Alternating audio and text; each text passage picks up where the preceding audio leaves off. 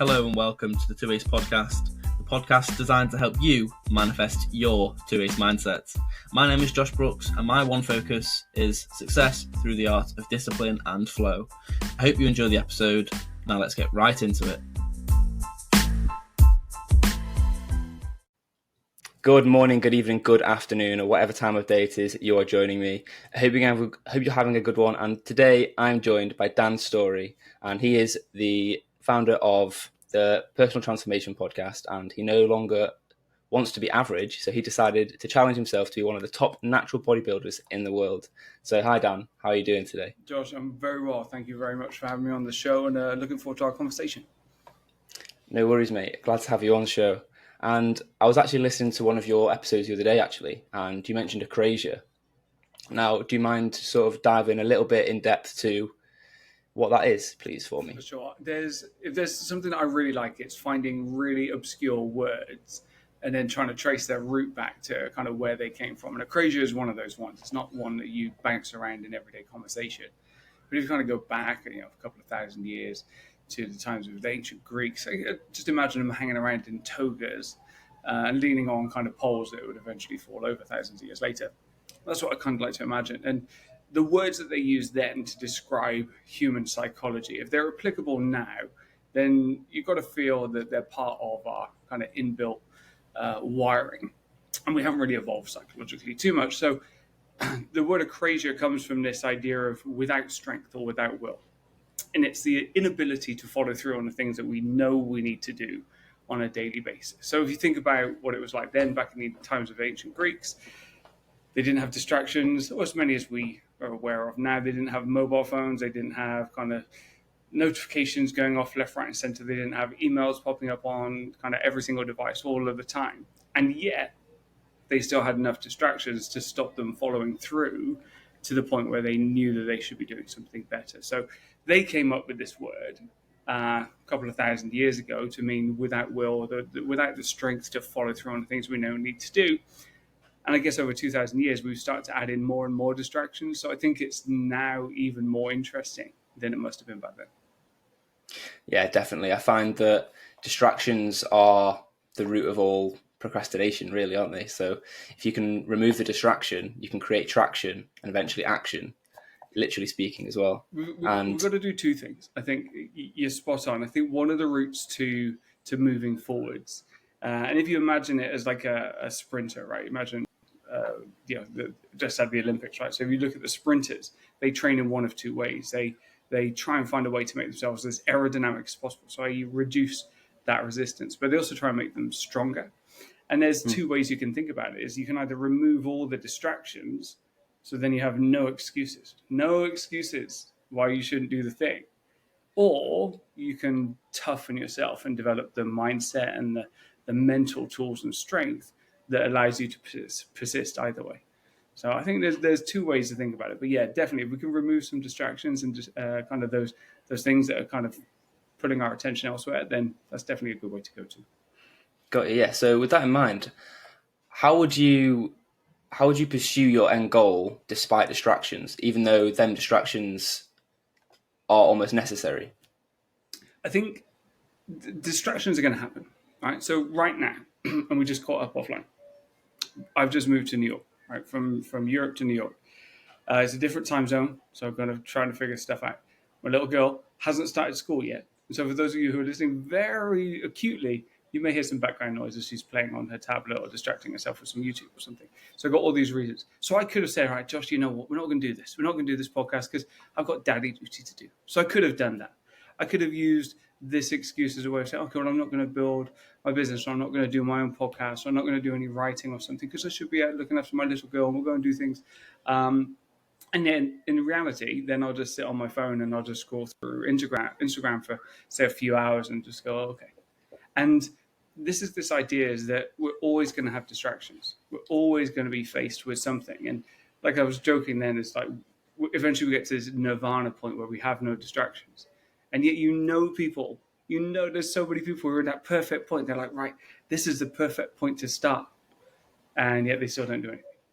So they hesitate. Yeah, it's almost like they seek the distraction. Right, exactly. So there's something about our brains that are wired to to like this anxiety. And if you watch the movie The Matrix, there's a great line in there is that I think Injit Smith was talking to Neo, or it might have been the architect, whichever, if you get too far into it. But he says the first version of the Matrix we made perfect. And like it didn't work. It, like the human brain resisted it. So we had to introduce this idea of chaos and distraction for brains to actually feel that it was part of normal so people could get on with it. So I don't think we're good at pure. I don't think we're good at just having a complete whiteboard that we can do absolutely anything. I think we like to have this anxiety, and actually going against that builds some of the character and builds some of the strength that helps us to deal with those challenges as and when they arise further down the line.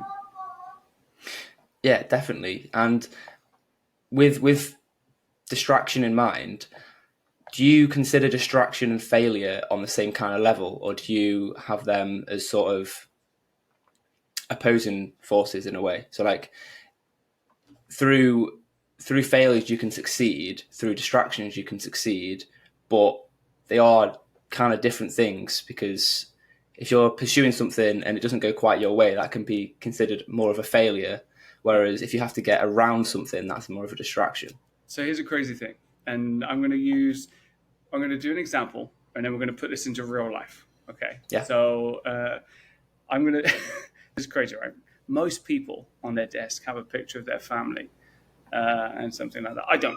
I have a picture of Arnold Schwarzenegger, Nice. and it's a quote, and the quote says, "Strength does not come from winning. Your struggles develop your strengths. When you go through hardships and decide not to surrender, this is strength."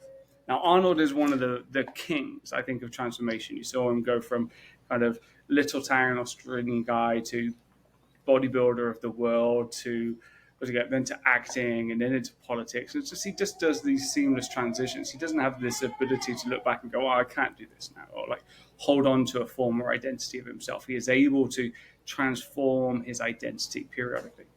And so there's always going to be distractions. And like he says, is we need those distractions. We need that adversity to make ourselves stronger. We know a lot of people, you always hear about it. And I'm watching at the moment on Netflix, like it gets to the end of the day, this Inventing Anna. It's a bit old now, but now we're in New York. We're trying to go through all the New York things. That was the name, Anna Devlin. She was this person who conned the American glitterati of all of these things and kind of stole. Actually, I don't know how much she stole, but whatever. It's a really interesting show. But she came from nothing. She said, like, people get thrown into these places and they never struggle for money, they never struggle for education, they never struggle for anything, and then they hit their first hurdle of something not going well and they just crumble. They just can't do it.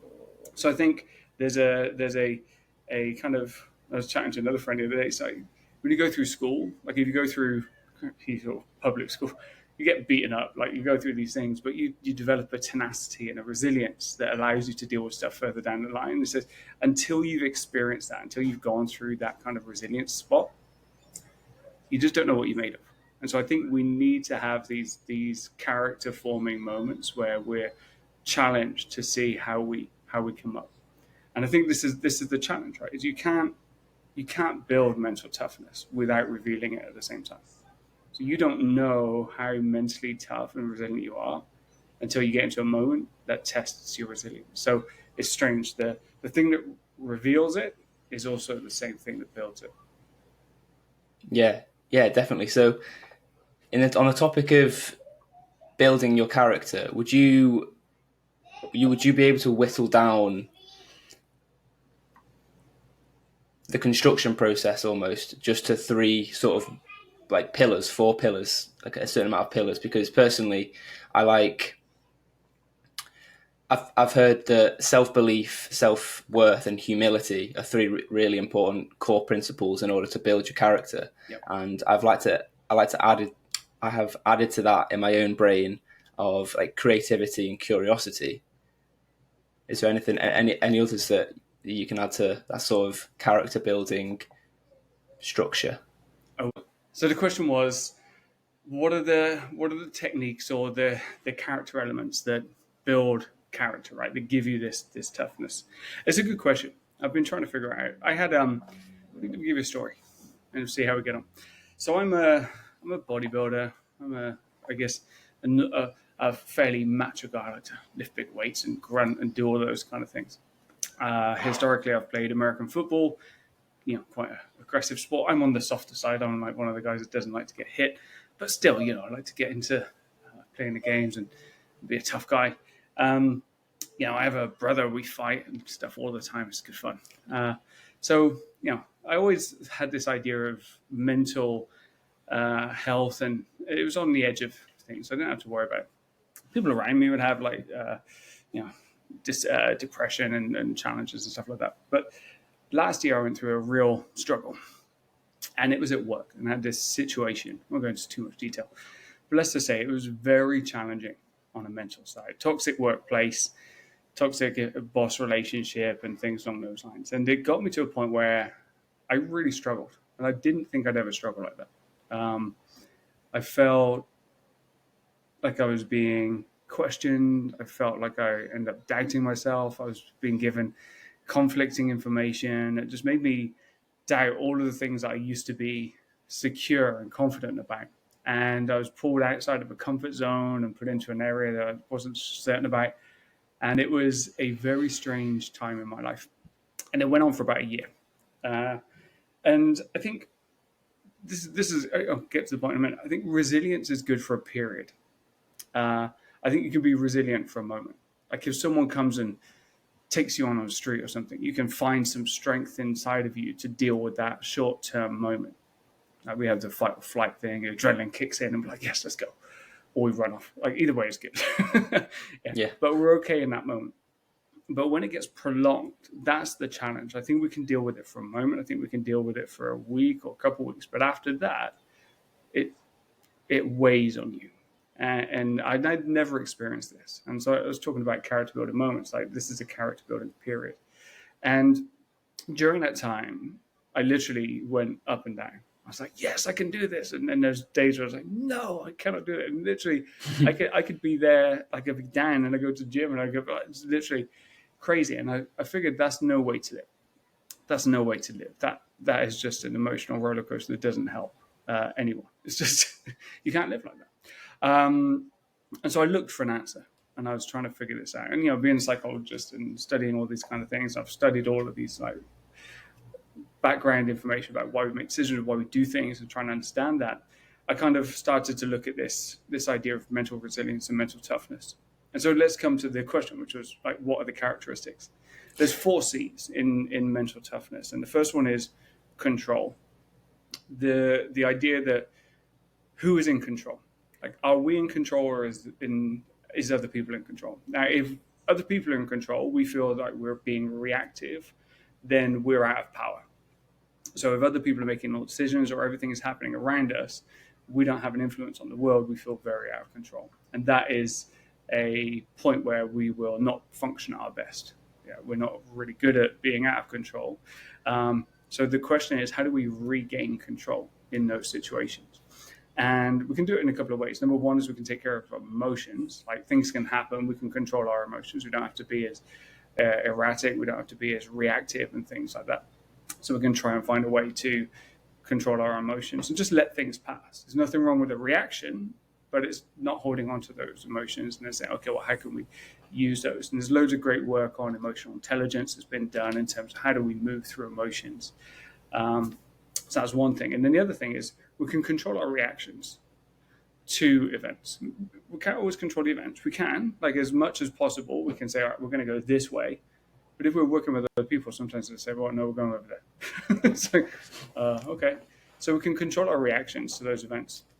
And I was coaching a client of mine, and he was having a lot of challenges externally, like, relationship challenges, work challenges. And I said, hey, you know what? I said, we can't control everything that's going on around us all the time, but we can always control our reactions.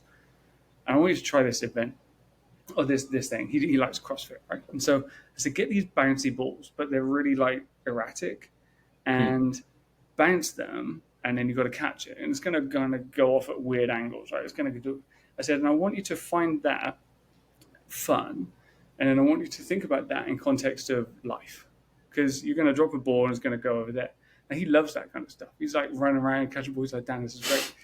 He says, I don't know how it transfers to life. It's like, Me either, but that's the kind of concept. Is we've got to find a way to play with change. We've got to play with the reactions. We can't predict what's going to happen always, but we can always do our best in those situations. So the first one, the first C, if you think about it, is control, and it's emotional control, it's life control. The second one is commitment, and that is goal commitment, right? So do we have goals, right? Do we have goals, and are we committed to following through on those goals? I think there's all sorts of research. Let's say research. Nobody can ever find the papers. Like, where is this magical research paper about that group of Harvard people that wrote down goals and then 1,000,000,000% successful? If anybody can send it to me, that'd be great. But I think having goals, there's the other book that I've got, which again has been replacing family pictures, is one about goal setting. It's a very old one. But we know the power of goals. The power of goals focus us, challenge us, cause us to be more persistent in a certain direction. But a lot of times when things are going wrong, we drop our goals and we give up and we just become apathetic. So I think having goals is super important in those moments, and being committed to those goals, and then following through. And this is the other thing, is follow through is the challenge. Follow through is we get all motivated at the start, but then things go down a little bit in terms of motivation, and we're like, oh, this is hard. And so we quit. We quit. Well, it shouldn't be this hard. It shouldn't be this hard. Let's go and do something else that's easier or better or we're more suited to. But all of the research, everything says there's always going to be hard. There's always going to be a period where it drops. And in the emotional cycle of change, they call it the valley of despair. Have you ever tried something new? Like, I always use the example of tennis. It's like, you start to play tennis, all good, and you're hitting the balls. And yeah, of course, some go flying a million miles over there. But it's fun. And then you're like, oh, I could be good at this. And you try and get coaching, and then the coach does something, and it's like, now you're worse. And you're like, wait, I'm paying you to make me better, not worse. It's like, yeah, I know, but we've got to undo all of those things you did. And you're like, oh, this is just hard. This is just ridiculous. And you're just getting worse and worse, and nothing happens. You just get to this point where you're like, ugh, can't do it. And I don't know how long that period is, but it takes a while, right? But after you come through that, then you come up. And Seth Godin calls it the dip. He says the question to ask is, when do you quit? You should never quit in a dip. Because there's no point. Because if you're in the dip, you've obviously gone through this period. He says, like, either quit there or quit after. Like, don't quit in the dip. And the question is there something worthwhile on the other side of the hard? And that is your goal. So if your goal is worthwhile, then being committed to following through is good. So the second C is commitment. Question of commitment. Do I have a goal, and am I committed to making it happen? This is one where discipline kicks in. So feel free to jump in because I know I'm rambling. But for me, go ahead. I'm enjoying this. You're providing a lot of value. So keep going. So for me, my bodybuilding, I started bodybuilding a few years ago, and I'd always been sporty, but I wanted to test myself. Do I have commitment? I knew I could train. I knew I could do all those things, but did I have the commitment to follow through on a diet? I ended up dieting for 14 months for my first show. It's crazy. I wasn't even that bad shape, but 14 months is a long time. Whereas I might have added protein to my breakfast for a week before. This is like 14 months of proper prep diet and weighing food and everything like that. It's different. But I was committed because I wanted to do something. So I think commitment, it gets turned on through discipline. You activate it through doing things, and discipline says you show up whether you want to or not. There were times where I didn't want to show up, but I didn't because the goal was important. So that's commitment. So then the third C then is challenge. It's like, let's challenge. Let's step outside of our comfort zone. And there's two things. Is are we prepared to step outside of our comfort zone? And if we do and we fall over, how do we react? That's the question. So a lot of people will never step outside their comfort zone. They only do things that they feel good or they know are going to work. So we never really fully test the boundaries of our limits and our capabilities. There's easy ways to do that. You just do something that scares you a little bit. Like the example I give is karaoke. Like, always go and do karaoke. If you get a chance to do karaoke, just do it. Not for the sake of karaoke, not because you've got an amazing voice, not because you're going to, suddenly become discovered and go on whichever idol or pop star or whatever it is called now. But because it teaches you that if you do something that's a little bit scary, nothing bad happens. Like, you might get a few people kind of teasing you and stuff for your song choice of like doing Aqua at Barbie Girl. It's great karaoke. But nothing really bad happens, right? And yet we always look at these opportunities and these challenges and we say, oh, I'm not going to do it because what if? what if, and we often hold ourselves back. I was, having a conversation with a woman. This was last year, and she's like, "Oh, I might go for this job, but I don't know." Well, why would you not? Why would you not? Well done. Lily, right? So here's another one. She's doing cartwheels through the house. She knows there's not enough space. She knows she could bump into something, but she's trying to be a gymnast. She's brilliant. You get a lot from watching kids. Kids have no fear, which is terrifying as a parent. But as adults, we develop this fear. It's like, oh, what if it doesn't work? What if something happens? What if something... Anyway, so she did apply for this job in the end, and it was a massive promotion, and she got it. And yet there was a part of her voice that's saying, well, I don't know. It's slightly outside of my comfort zone, slightly outside of the things I'm good at. So what if I don't get it? So, you got to try it.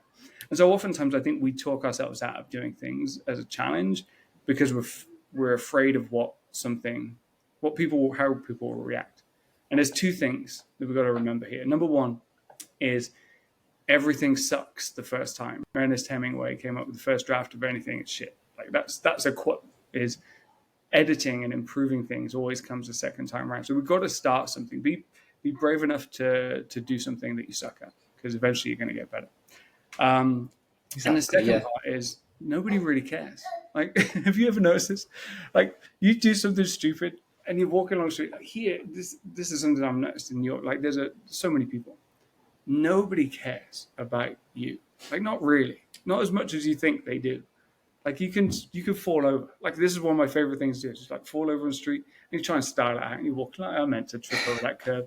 Like, you might get a couple of weird looks like in that second, but then nobody else is talking about it. And you're walking down going, oh my God, like I just stumbled. Like, all these people are going to think I'm doing it. And your voice goes crazy. It's like, no, nobody cares. Nobody cares. So just do that. And like, so this podcast, like, hopefully if people are listening, like there's so many people listening, there's billions of people around the world who are never going to hear this. Like, nobody cares. Like, literally nobody cares. The people who care will tell you. And I think it's important to have a group of people around you. I'm very fortunate to have a group of people around me that I can send them stuff and I say, hey, can you give me a feedback on this? And I really trust their opinion. And also I know they're not just going to say the things that I want to hear. Like, I'm not just going to get confirmation bias. So I'm lucky to have a group of people like that. But they do challenge me to step outside of my comfort zone. So there's that. And then I said the second part is, if something does happen, then do you learn from it? Do you grow? Or do you do the same mistakes over and over again? And I think that's that investment in feedback. The feedback is tough to take. It's really tough. I have my main thing that I do is sales and teach salespeople and manage training teams and develop trainers. And I think my best superpower, if I think about it, is developing other trainers to become outstanding trainers. I don't know, but I seem to be pretty good at that. And the biggest advice I give them is I say, create something and then give feedback on your thing, but take yourself out of the equation. Because when you create something, you naturally think it's good. And you have to, because you create it. You can't give objective feedback if you think it's good. So you got to extract yourself and then get other people to point fingers at it and go, well, that's not good, and not take that personally. That's really tough. Like, that's the skill. If you can master that skill, like, you can create amazing things, but it's about detaching yourself from feedback. So I think that's I feel like that is a pretty big challenge as well. What is it with bodybuilding? This is the weirdest one because you have to do photos, right? This, and I suck at doing photos. And I used to have this old phone. It was like so grainy. It was terrible. But my coach, who's also my brother, I would have to send him photos on like a daily, like when you get to comp level daily, but like weekly basis. And it's awkward. Like, it's weird. Number one, it's weird just taking the photos to do that in the first place. But number two, to look at your body and go, well, that bit needs work, that needs work. And to be that objective about the body is strange. Like, and to get you're holding water there, you're doing this, like, well, I'm doing everything I can. Like, the reaction is naturally to defend. So that was a weird but interesting process of kind of putting that into action. So yeah, feedback is a challenge. Yeah. So on the topic of growth, as a bodybuilder, it must be quite introspective, especially if you're, like you say, you're looking at these pictures and you're really putting out these intricate details about yourself. Does that not cause some sort of like anxiety that you've got to overcome to then improve? I'm sure it does.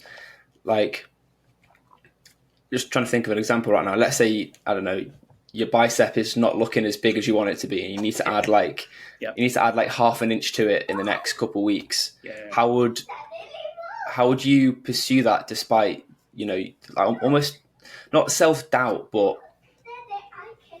let's say it's an unrealistic expectation, but let's say you're underperforming right now, and in X amount of weeks you need to get the X amount of growth.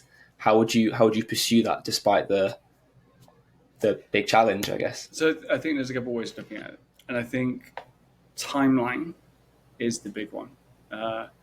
So I'll give you an example.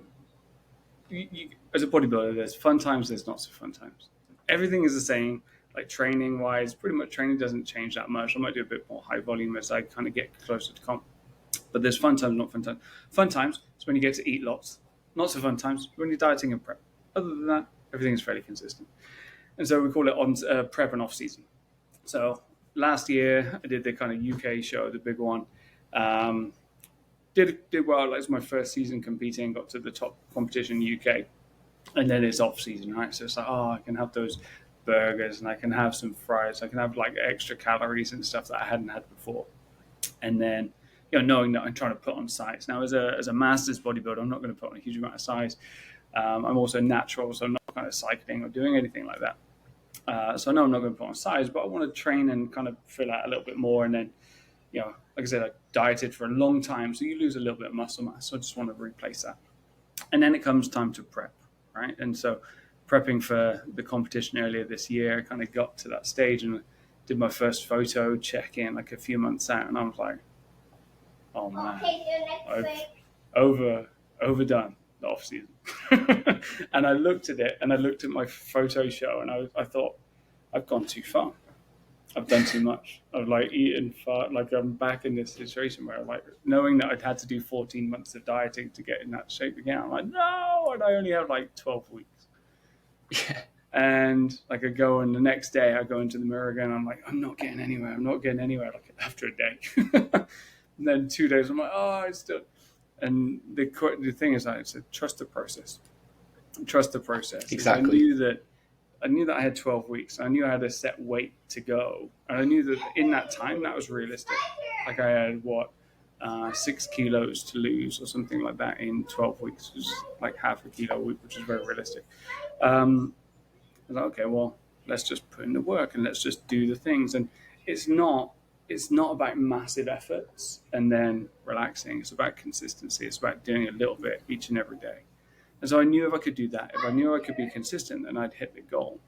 And I think if we kind of come back to your question, it's like, what is the challenge? The challenge is doing one of two things. It's either thinking that we can do it in a shorter period of time, or that if we do big periods of intense stuff, that is the same as consistency.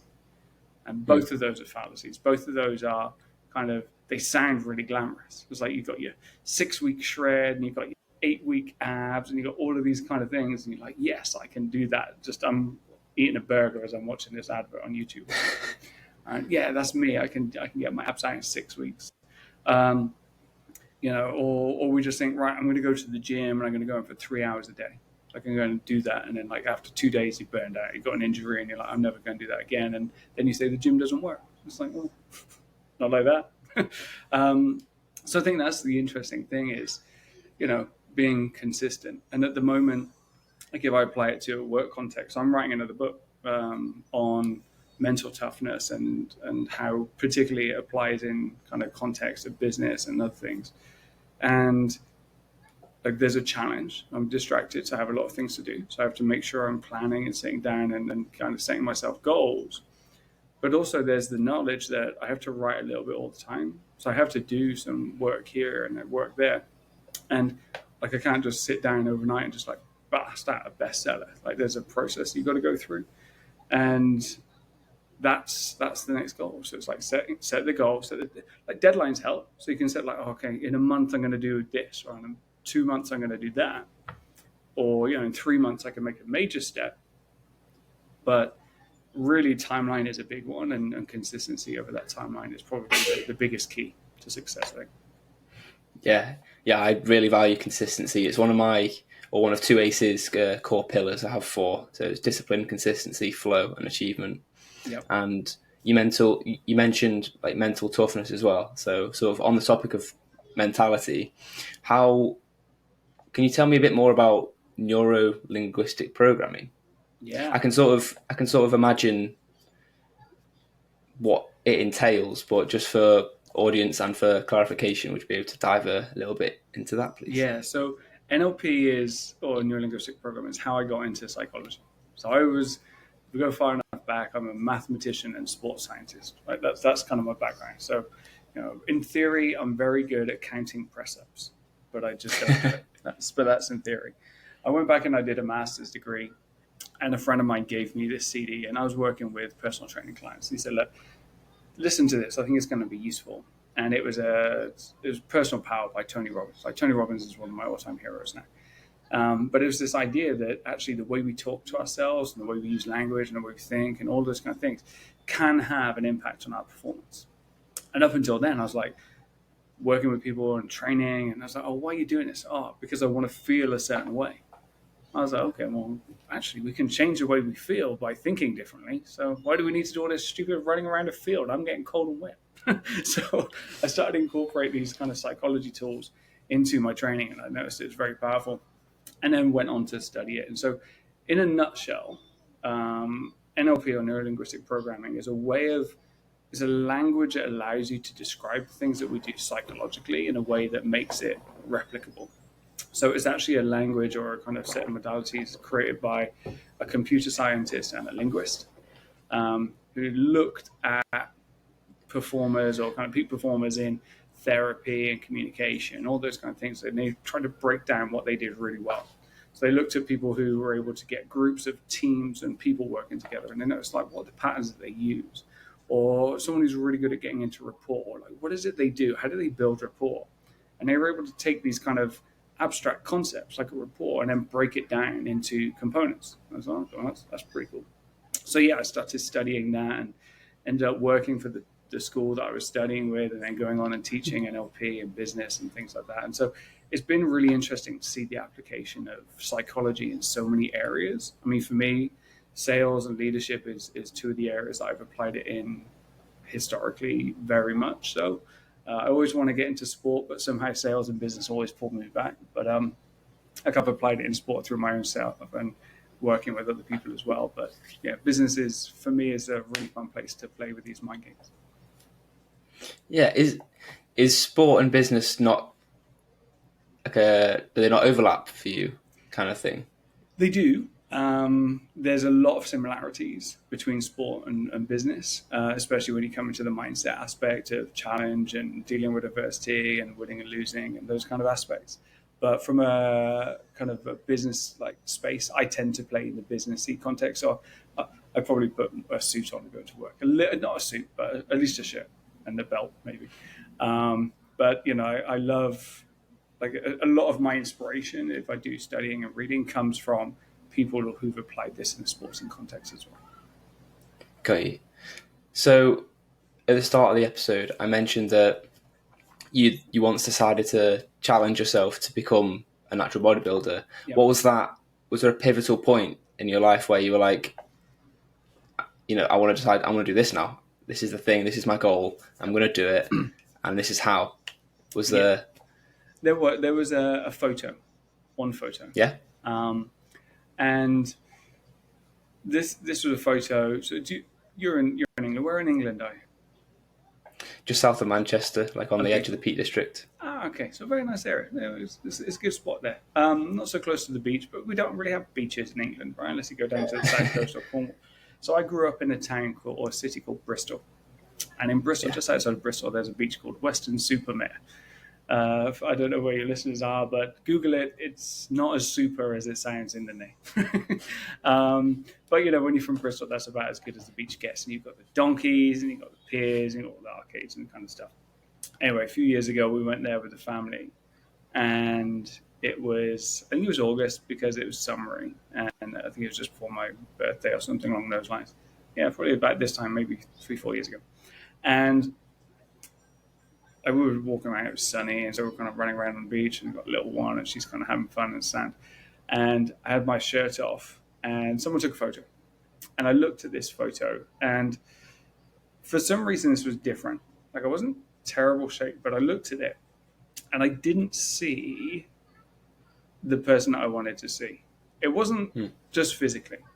It was a combination of things. And it was a combination of things like, yes, I didn't look in the greatest shape of my life, even though I was kind of running half marathons on weekend. I tried to be an Ironman. I'm definitely not an Ironman. So my body doesn't like that amount of work for that amount of time doing the same thing over again. I think it's amazing. It's a great challenge. I did a half, but that's as far as I'm going to go. But what I saw instead was somebody who didn't keep to his commitments, and someone who had an excuse. And it was a weird photo. Like, looking back at it now, like, even my family, like, there's nothing wrong with that photo. But I saw something different. I saw someone who'd kind of just settled and was just settling and just being average. And historically, I've tried to challenge myself. I've played sport at a good level, and I've tried to push things. And I just noticed, like, this was someone who just settled down. I was like, I'm not there yet. I don't want to just settle. I don't want to get to a point where I'm just, okay, well, this is it. This is good. I'm just going to stay here. And as I've looked at it, we go through stages in life. And I think this is stage 5, and I'll kind of get the research for you, but it's this question of stagnation versus generativity. So we get to this point, it's sometime between 30 and 50, where we have to ask ourselves a question, which is, do we just settle down and stagnate? Do we accept where we've got to and not try and challenge ourselves? Or do we try and generate, which is build something, which is create something of worth? And for me, I was definitely, this photo triggered that. It's like, come on, Dan, what are you doing? What are you doing? Now, ask me that question. And at the time, I had a very good job, very good family, like all of these things. But I wasn't pushing myself. I wasn't challenging my limit. And so it was this one photo just said, right, what are you going to do about it? And I think we have those moments. We have lots of those moments. And whether it's a photo, whether it's a conversation, whether it's we look in the mirror or whatever it is, there's a little voice that says, what are you doing? And we're very good at quieting that little voice. Right? We could just go and we'll have a drink, or we'll go out with friends, or we'll go and do something that distracts us from that. And we come back to the acrasia thing. It's like, or I'll look on Instagram for a bit so I don't have to face that. I'll do something to distract myself, because that little voice, as quiet as it is really annoying for someone who knows they should be doing a bit more. So that was it. That was the trigger. And I said to my brother, I said, hey, do you think, because my brother had done bodybuilding, he's like, do you think I could do this? He's like, don't do it. I'm like, well, why not? He's like, well, you're going to hate it. It's going to be painful. It's going to be annoying. And you're going to have this constant thing that you have to do this thing. Are you sure you want to do that? I'm like, that sounds like work. So yeah, he tried to talk me out of it, but I was like, no, let's do it. So he set me a little challenge. He said, see if you can do this in 3 months. So I did that and followed through, and it's like, okay, now let's go. And now let's put the real work in. So yeah, 3 months got me to stage 1, and then the rest came after that. It was hard. Nice. So yeah, that's really cool how you sort of set yourself a challenge and then you've got the accountability of your brother. I like that. So on the topic of goals, I remember in one of the episodes that I listened to of yours that you said that our goal as human beings is to live with that tension. Now, I see... Yeah. What was that, sorry? No, go on. I'm just having flashbacks to... Yeah, I was going to say tension and relief. Humans naturally want relief. We seek relief. We seek I don't have to do anything now. Now I've done that thing, I can just be. Yep. But from what I take from that quote is the tension is sort of the driving force behind humans reaching their purpose or reaching their goals, because ultimately once you've written something down and you've got the little checkbox, the only thing that's going to relieve you completely, fulfill you, is being able to just tick it off. Yep. Not wipe it off, tick it off. Yeah. There's an amazing feeling of ticking a box. Like, I know it sounds weird, but I used to do this as a manager. It's like, okay, well, we have projects that we've got going on that last for a long time, and you get stagnated, and you get right bored. So, okay, let's So little sprints. I want you to feel like ticking something off is a really good feeling. So yeah, I mean, let's go back. I said a lot. If it was profound in a podcast, then I'll take it. But I think we've got this idea that any time we set a goal, there's a tension that we create on ourselves to go and create this. But in the moment, we've got that tension, and that tension doesn't feel good. Like we have the positive tension, let's go and achieve something good. But in this moment, like I said, if I don't feel strong, or I'm not motivated, or I don't have all those kind of things going on, then all I want to do is get rid of that tension, because it makes me feel like I'm a failure or something along those lines. Oh, you don't have that yet. And we have to kind of deal with this mindset of just overwhelm, and like, there's a massive thing to do, and all these things. So we're looking at a goal, and we might feel it's a long way away, and we're like, oh, what can I do now? And like I say, a lot of it is, don't do anything, Dan. Don't do anything. It'll be okay, and we'll do it tomorrow. Like tomorrow is like, procrastination is a great way of making yourself feel better in the moment. It's like, let's just do it tomorrow. And so nothing's going to happen. Like, Dan, if you take a day off writing a book, nothing's going to happen. Like, you just catch up tomorrow. And we have that excuse. It's amazing. And so many times that does work, right? If we're doing writing, can do an extra bit of writing tomorrow, but we can't keep doing it in perpetuity. Like if you take health, for example, if I put off being healthy, like eventually that's going to come and catch up. Like I'm going to wake up in 10 years, I'm going to be like 50 kilos overweight with a heart condition and joint problems. Yeah, that kind of thing. So we can't put stuff off. But also we got to understand that we're not going to feel like it. We're not necessarily going to feel like it. And this is like sometimes when I write, or sometimes when I go to the gym. In fact, most of the time I don't feel like it. I don't.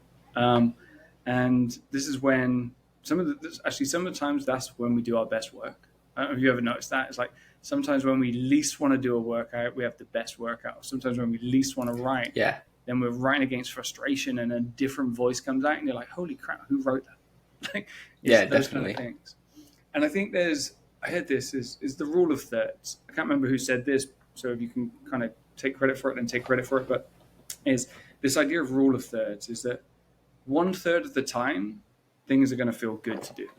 Like that should be it. So 1/3 of your workouts should feel good. 1/3 are going to feel meh. And 1/3 are going to feel absolutely terrible, and you don't want to do it, and it feels like nothing's happening, and you're super weak, and all of those kind of things. And that's okay. Like if you have that kind of ratio, then you'll be pretty good. And what a lot of people think is that every workout should be amazing. Every workout should be the best workout ever. I should hit personal bests and all these kind of things. And they're not always like that. And here's an example. I'll tell you this moment because I tell the story. I remember we were at my mum's house, and we were going to go and have dinner. And I was coming up very close to a competition. So you can got to imagine very low carbs, very low energy, training twice a day, super tired. Like you're supposed to, when you're on stage and you're doing bodybuilding, you look super strong, but the reality is you're weakest ever. It's a horrible feeling. Oh yeah. Yeah, strange, right? You think all these people are like, we've been cutting calories, you're super low on energy. And so we were at my mum's. It was dinner time. I was probably going to have some chicken and some broccoli or something like that. Green beans are like the best and the worst food possible. There's so many green beans. And I was so tired, and I was just sitting there on the chair, and I couldn't even talk. I had not enough energy to talk. I wasn't used to prep at the time. And my wife said to me, she said, "Why don't you just take the night off? Why don't you just not work out again?" And I looked at her, and she said it out of love and out of care and all those kind of things. And I didn't have any words. I couldn't say anything. And I just looked at my brother who was there, and he said something pretty profound. I'll give him this. He said, sometimes it's not about going to have a great workout. Sometimes it's about going to know that you put in the work. Even if you didn't go anywhere, you didn't go backwards. And there's a feeling when you step on stage. And there's a confidence. Confidence comes from knowing that you've done the work. And knowing that you've done those sessions, like where it actually counted. And it doesn't have to be the best session, but you showed up and you did the work and you showed up.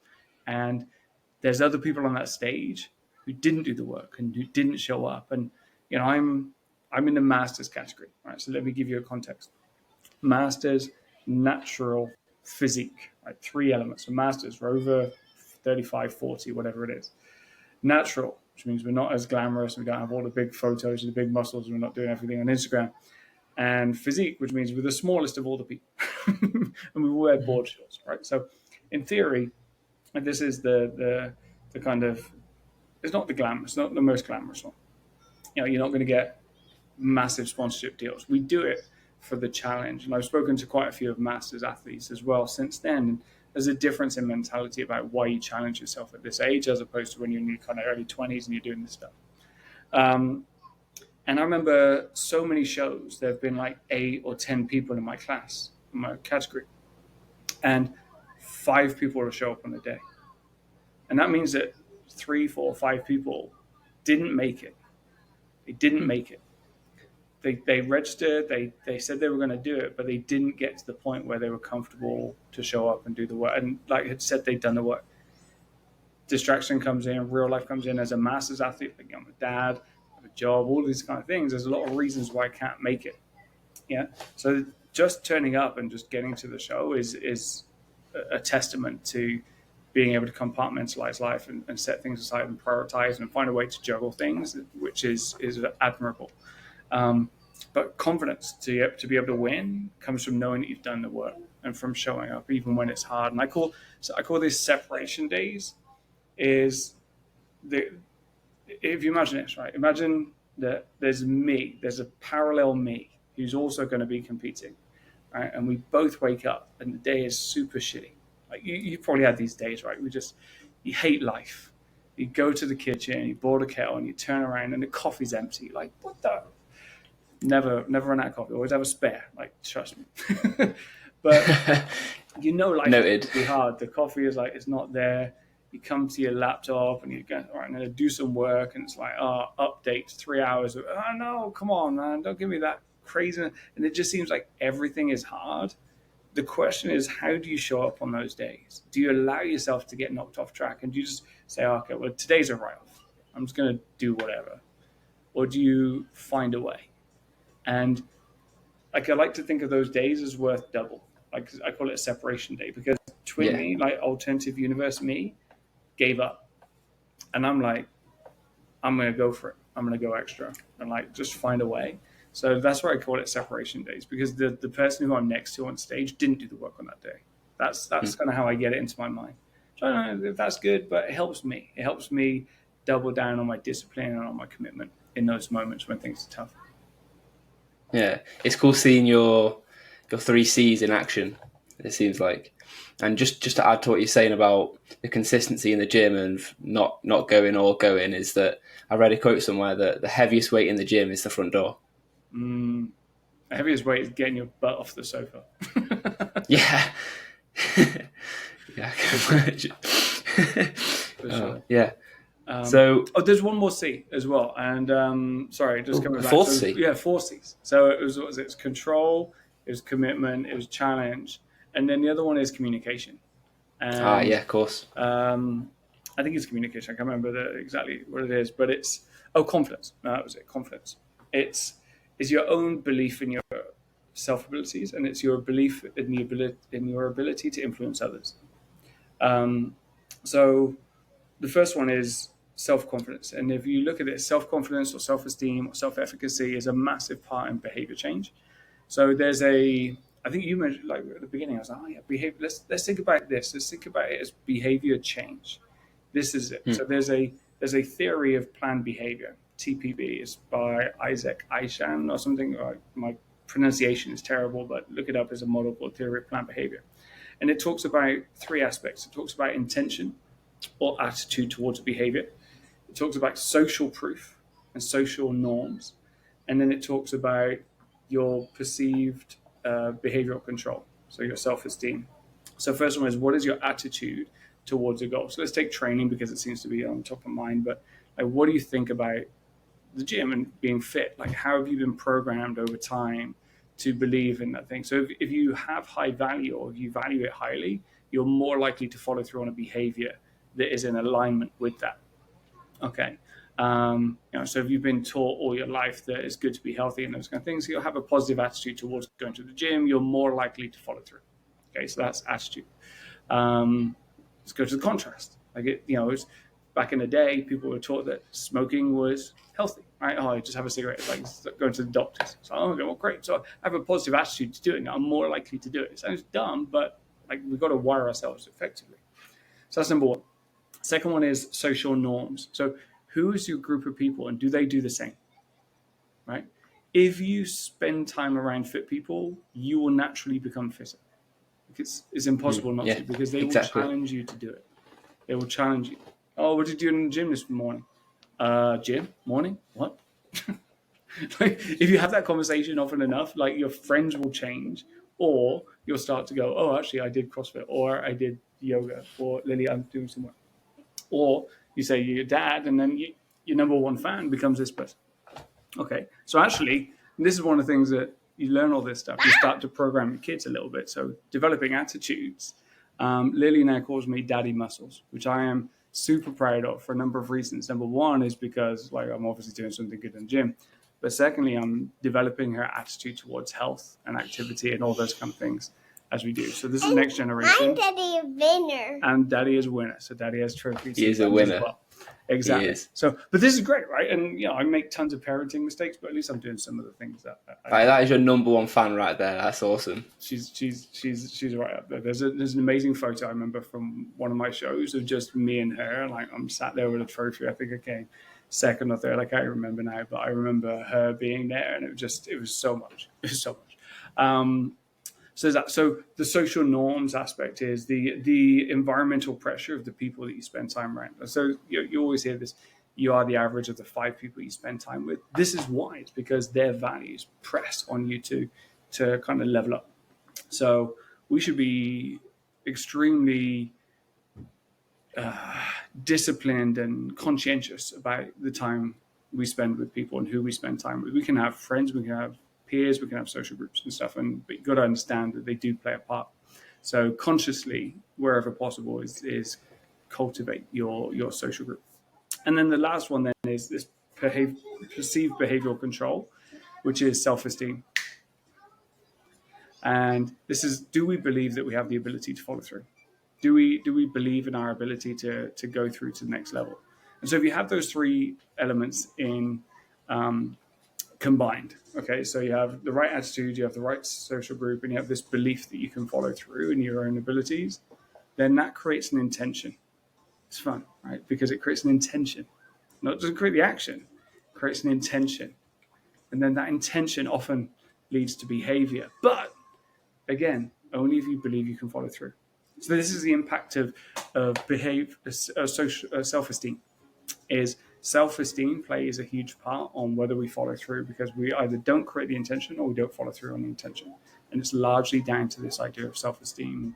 And we can program self-esteem. We can do it. And we do it by listening to podcasts like this. So amazing work, bringing this information to people, because this will help people feel better about themselves. So they're more likely to follow through. We should role model others. We should look at other people who are doing something similar. Because if they can do it, then we can do it. Right? Those kind of things.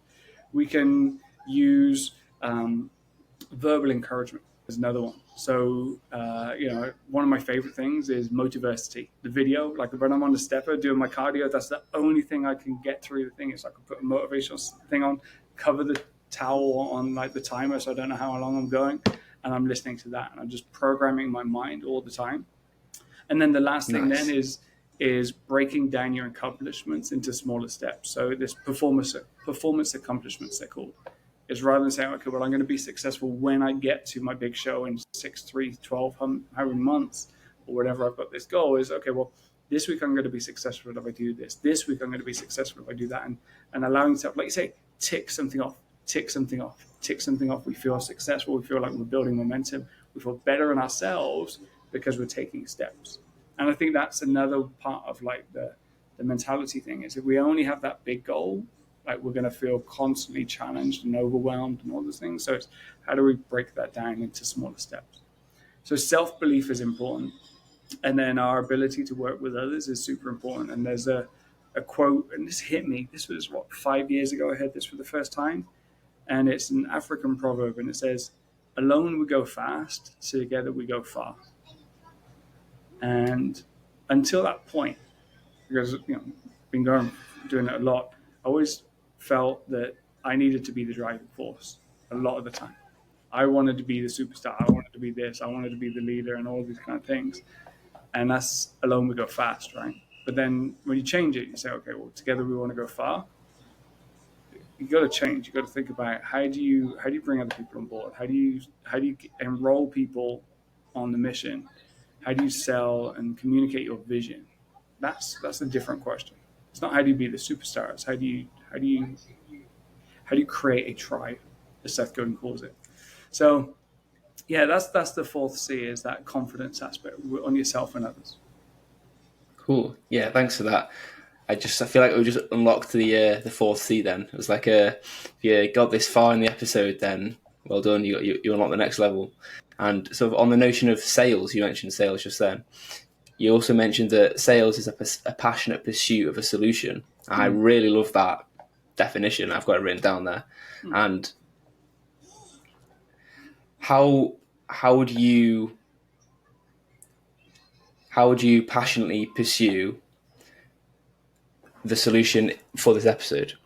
As in, we're trying to provide value to people in the essence of sort of talking about neuro-linguistic programming and discipline and the 4 C's. How would you sell that almost? How would you sell this? Okay, so interesting. All right, so I wouldn't. So I'm going to do two things. We will, but initially I would say we wouldn't.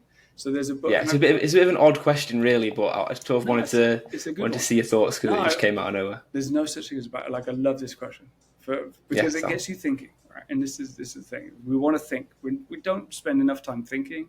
We spend enough time repeating our existing thoughts, but never challenging ourselves to have new thoughts. So let's come to this. So Seth Godin wrote a book called Purple Cow. And he said, make something remarkable. So in a field, if you're driving along the motorways in England, you see all the cows. So, there's cows. Like, after a while, it becomes just cows. But if you saw a purple cow, that would be remarkable. Okay. And so the question is what does your audience find remarkable? Why do they tune in to your show, to listen to your show? So what is your audience? What do they want? What is the thing they're looking for? Okay. So ideally, you find that, and then you give them that. So understand your audience, find what they're looking for, find a way to make it remarkable. So people, I'm guessing, tune into this because they're looking for some form of guidance on your principles, your pillars in terms of discipline, commitment, goal, kind of achievement, and all those aspects, right? So that's what they're looking for. So build something remarkable. Try and do something that is different. And it doesn't have to be massively different. Like, this is the thing about being world class, is the message is never unique, only the messenger. I heard that the other day as well. I'm like, oh my God, like, this is the thing. So you, being you, are going to reach an audience that only you can reach. So do it to the best of your ability. Be 100% Josh every single time, unapologetically, and people will connect with that. Right? So that is it. Whether you say or similar things are being said on your podcast to others, doesn't matter, because you're saying it and it will land differently when you say it. Okay, so there's no unique messages, only unique messenger. So with that in mind, if we were to sell this audience on this concept, on this show, the question would be, how can you learn? Question, how can you learn how to turn theory into practice from the psychology of behavior change, neuro-linguistic programming, and mental toughness, from someone who's been there, done it, and studied the books, but turned it from theory into reality? That's probably what I kind of sell this episode on. Yeah, that's pretty good. I'll give myself a B+. Yeah, it is. B plus effort. Have you heard that saying as well? What's that? Have you heard the saying B plus effort? No. So I can't remember the name exactly, but there was this lady that I was talking about that I was watching, and she was saying that, yeah, if you're an exceptionally high performer, there's no point in doing A-star work in every single aspect of your life, because one, there isn't a need at all, especially if that thing you're doing isn't really in line with, your actual goal. Let's say you've got you got to do a job for someone else, they're not going to care if you do A-star work because you're still getting paid either way. If you do B+ work, you're one, still doing a really good job, and two, you're not wasting any time. Yeah, I think understanding the standards, and Mark Manson says, the settle up, not giving a fuck. It's not about how many fucks you give, it's limiting the ones and investing in the areas that you really care about. So I think B+ is good because your B+ is going to be the same as somebody else's A-star. Exactly. And just to put a wrap on this whole episode, I would like to ask you, what is your definition of success? In as brief ways you can, almost like a bumper sticker, if you could. Okay, I'm gonna steal the word eudaimonia. So let's go back to another word that ancient Greeks used, which is eudaimonia, which is a life well lived. I think is the definition. But it's this idea that we do the things that we're uniquely gifted and talented to do, and we do it as much as we possibly can. And we find satisfaction in the work. We don't have to be happy, but we find satisfaction in knowing that we've done a good job in something that is meaningful and valuable. And if we get to do that each and every day, or as often as possible, when you have as many of those moments as possible, then that is a good life. And I think that's success. Yeah, thank you, Dan. And literally, like you said, the message is the same. It's the messenger that is unique. And I think that's a really good point to end it on. So thank you for today. Josh, you crush it. Thank you for bringing your wisdom and everybody else's wisdom into the world. You do a great job with it.